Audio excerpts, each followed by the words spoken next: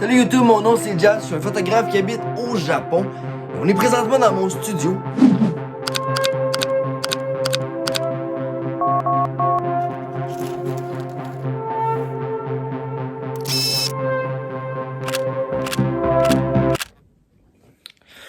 Puis aujourd'hui, j'ai envie de parler du respect dans le cadre de la pratique de la photographie de rue.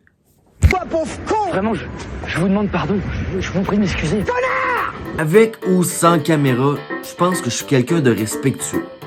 J'évite toujours les conflits, j'emmerde pas personne et j'ai aussi appris qu'avec le temps, une attitude positive aide à passer au travers des petits problèmes qu'on a au quotidien. Yeah, baby! Mais le respect il se limite à quoi lorsqu'on fait des photos de personnes qu'on connaît pas dans la rue? Lorsqu'on pratique la photographie de rue, elle est où la zone? Elle est où la limite permise qu'on peut considérer comme étant respectueuse?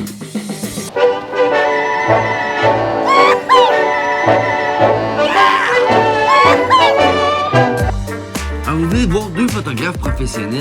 Le premier, c'est Bruce Gilden, un photographe qui est membre du collectif Magnum. Et le deuxième, c'est Dougie Wallace, photographe anglais reconnu pour ses images très colorées, extrêmement typiques. Tu veux ma photo, banane? Leur technique est souvent débattue sur les forums de photographie. Certes, le résultat est énorme, tout comme la grosseur de leurs couilles.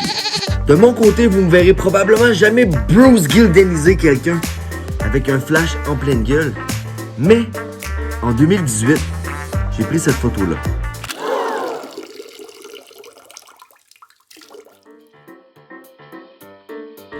Bon, je sais que c'est pas nice de prendre quelqu'un qui pisse en photo, mais ici, l'homme est anonyme et mon but, ce n'était pas de le ridiculiser.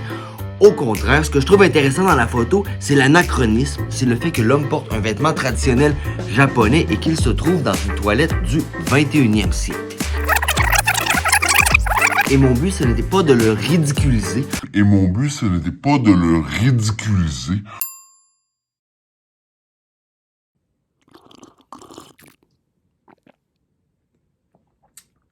Je pense qu'on vient de mettre le doigt sur le bobo, hein? Tout est une question d'éthique. L'important, c'est que toi, tu sois capable de dormir le soir et que tu ne rabaisses pas tes sujets non plus.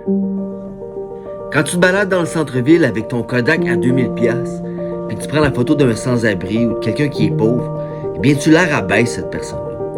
C'est pas un bon sujet, c'est un sujet facile. Cette personne-là n'a pas nécessairement envie de se ramasser sur ton feed Instagram. Et ces gens-là n'ont pas envie d'être dans la rue, n'ont pas nécessairement envie de se ramasser sur Internet.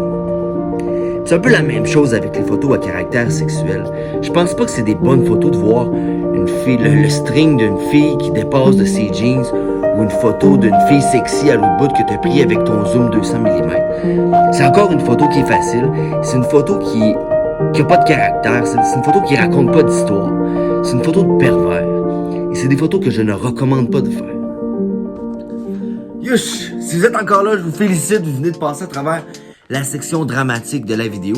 Je vous jure, c'est terminé.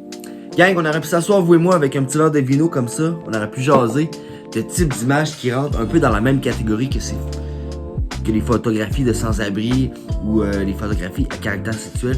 Des mauvaises photos de rue, il y en a des tonnes. Vous avez juste à aller sur Facebook, vous allez en voir une panoplie. Mais moi, je suis pas là pour vous dire quoi prendre en photo ou quoi ne pas prendre en photo. Utilisez votre bon gros sens, utilisez votre jugement, ayez une éthique dans votre démarche. De toute façon, le problème, c'est pas tant le fait de prendre des photos dans un lieu public. Souvent, le problème, c'est qu'est-ce qu'on fait avec ces photos-là. Et ça m'amène à vous parler du droit à l'image. Parce que oui, il existe des lois, des règlements concernant le droit à l'image. Et ces lois-là, ces règlements-là sont différents, tout dépendamment où est-ce que vous vous trouvez sur la planète. Donc, allez jeter un œil à ces lois-là. Je vous dis pas de les suivre à la règle, mais si au moins vous êtes au courant, quels sont les règlements, qu'est-ce que vous avez le droit de faire, qu'est-ce que vous n'avez pas le droit de faire, déjà là, vous avez une longueur d'avance sur les autres. En ce qui concerne cette vidéo-là, moi, j'arrête ça ici et je vous invite à vous abonner à ma chaîne si ce n'est pas déjà fait et à défoncer la gueule à ce petit pouce en l'air situé juste en dessous de l'écran. Ça coûte que dalle et ça me fait hyper plaisir. Gang, on se dit à bientôt. Ciao.